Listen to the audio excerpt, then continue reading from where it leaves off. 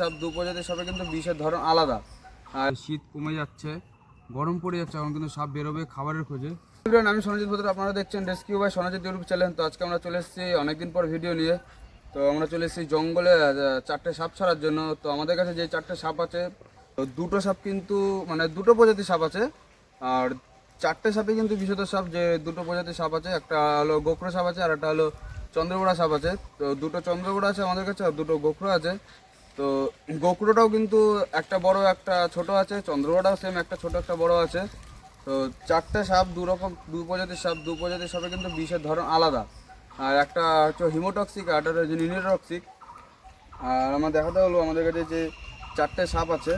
তো আমাদের কাছে এই যে কিন্তু আমাদের এখানে চারটে সাপ আছে, এর মধ্যে একটা ছোটো গোখরো সাপ আছে। এর মধ্যে কিন্তু আমরা চন্দ্রবোড়া দুটো এর মধ্যে ভরা আছে, দুটোই একই জায়গা থেকে একই বাড়ি থেকে রেস্কিউ করা আছে। আর এর মধ্যে কিন্তু একটা বেশ ভালো বড় বিগ সাইজের কিন্তু একটা কোবরা সাপ আছে, যেটা গোখরো বলা হয়। তো আমরা কিন্তু সবাই জানি যে এই সাপটা চন্দ্রবোড়া সাপটাকে আমরা বেশিরভাগ লোক চিনি। আর এই বিষটা কিন্তু হিমোটক্সিক। আর যে দুটো গোখরো আছে স্পেকটেকল কোবরা, তো সেই দুটোর কিন্তু নিউরোটক্সিক। তো আমরা চলে এসেছি এখন জঙ্গলে সাপ চারটাকে রিলিজ করার জন্য। আর একটা কথা বলে দিই, এখন কিন্তু গরম পড়ছে, শীত চলে গেছে, এখন কিন্তু গরম পড়ছে, এখন কিন্তু সাপ বেরোবে তাদের খাবারের খোঁজে। এখন মানুষের ঘরে কিন্তু ওরা চলে যাচ্ছে একমাত্র খাবারের খোঁজে, ইঁদুরের খোঁজে। তো এখন কিন্তু শীত যাওয়ার পরে পরে কিন্তু সাপ আস্তে আস্তে বেরোনো শুরু করবে। তো সেই জন্য আমার সবাইকে বলবো একটু সতর্ক থাকুন। রাত্রেবেলা যখন বাইরে বেরোবেন তখন অবশ্যই কিন্তু লাইট নিয়ে বেরোবেন। আর সাপ থেকে সবাই সাবধানে থাকবেন। আর আমাদেরকে দেখে কেউ সাপ রেস্কিউ করতে যাবেন না, তাহলে কিন্তু বিপদ হতে পারে। তো আমরা এখন প্রথমে ছোটো গোখরোটাকে রিলিজ করব। ছোটো গোখরো কিন্তু ভালো তেজ আছে, আমি ওর কাছে এসে দেখাতে বলবো। এদিকে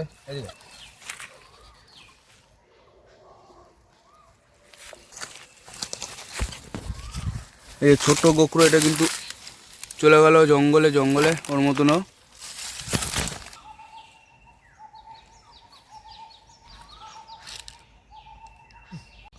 তো আমাদের ফার্স্ট যে ছোট গোখরোটা ছিল, তো সেটা কিন্তু ছাড়া গেছে।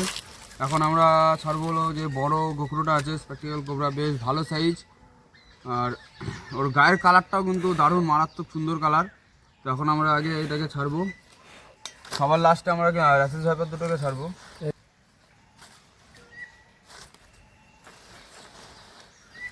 তো এখন আমরা কিন্তু কোবরাটাকে ছেড়ে দেবো, বেশ ভালো বড় সাইজের কিন্তু কোবরাটা আছে। এটাকে জঙ্গলে এখনই ছেড়ে দেবো।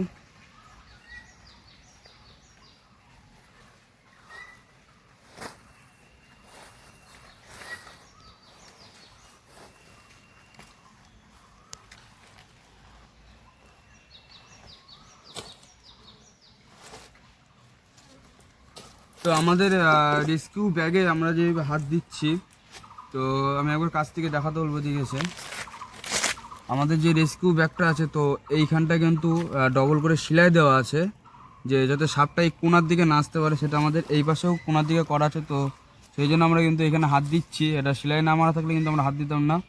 তো এইখানে হাত দিচ্ছি আমরা এই কারণে যে সেলাই মারা আছে, সাপটা এই সাইডে আসতে পারবে না। তো সেই জন্য কিন্তু আমরা হাত দিচ্ছি। তো এখন সাপটাকে রিলিজ করব।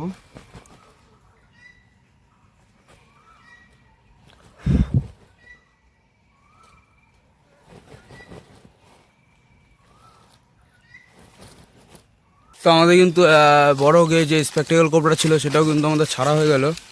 ওই যে ও কিন্তু বেশ সুন্দরভাবে চলে যাচ্ছে, ও কিন্তু জঙ্গলে ঠিক চলে যাচ্ছে সুন্দরভাবে।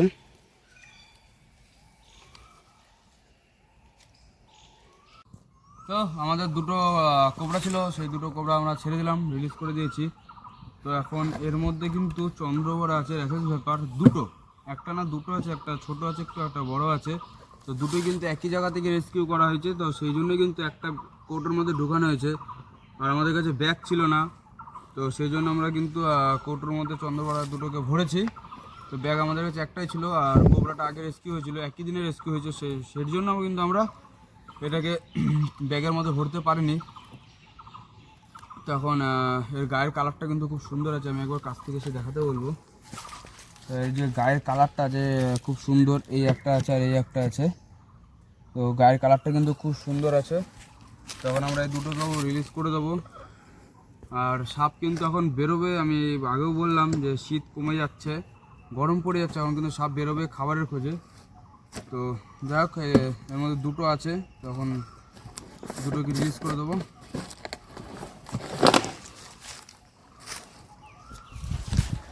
এই যে দেখতে পাচ্ছেন এর মধ্যে দুটো আছে, একটা ছোট আছে একটা বড় আছে। এটা কিন্তু বড়টা বেরোচ্ছে, যেটা একটু বড় সাইজ আছে এটা হলো সেটা।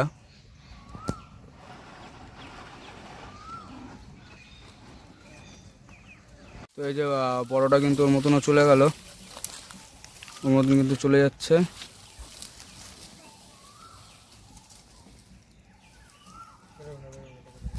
এই যে ওর মতন কিন্তু জঙ্গলের মধ্যে ঢুকে গেল আস্তে আস্তে।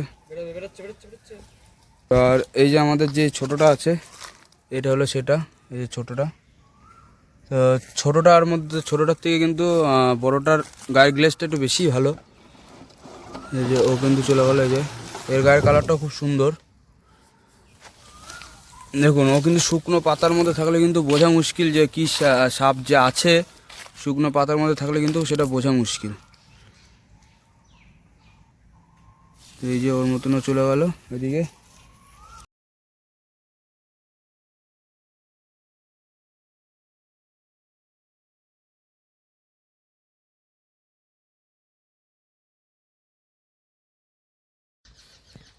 তো আমাদের যে চারটে সাপ ছাড়া মানে ছিল রেস্কিউ করা, তো সেই চারটে কিন্তু আমরা ছেড়ে দিয়েছি। দুটো কোবরা আর দুটো চন্দ্রবোড়া। তো যে যার মতন কিন্তু জঙ্গলে ঢুকে গেল, তাদের পরিবেশে তারা চলে গেছে। তো ভিডিওটা আমি এখানে স্টপ করছি, দেখা হচ্ছে কোনো নেক্সট ভিডিওতে। আর ভিডিওটা যদি ভালো লেগে থাকে তাহলে অবশ্যই লাইক করবেন আর জানাবেন যে সাপ সম্পর্কে আমার ভিডিও দেখে আপনারা কতটুকুনি জানতে পেরেছেন। আর অবশ্যই কিন্তু সাপ নিয়ে যদি ভিডিও চান তাহলে অবশ্যই কিন্তু চ্যানেলটাকে সাবস্ক্রাইব করে রাখবেন। দেখা হচ্ছে নেক্সট ভিডিওতে। জয় হিন্দ।